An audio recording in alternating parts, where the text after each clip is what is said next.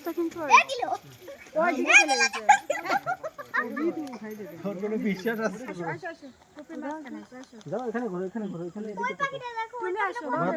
এখানে আসো এই আমার একটা ছবি তুলো এখান থেকে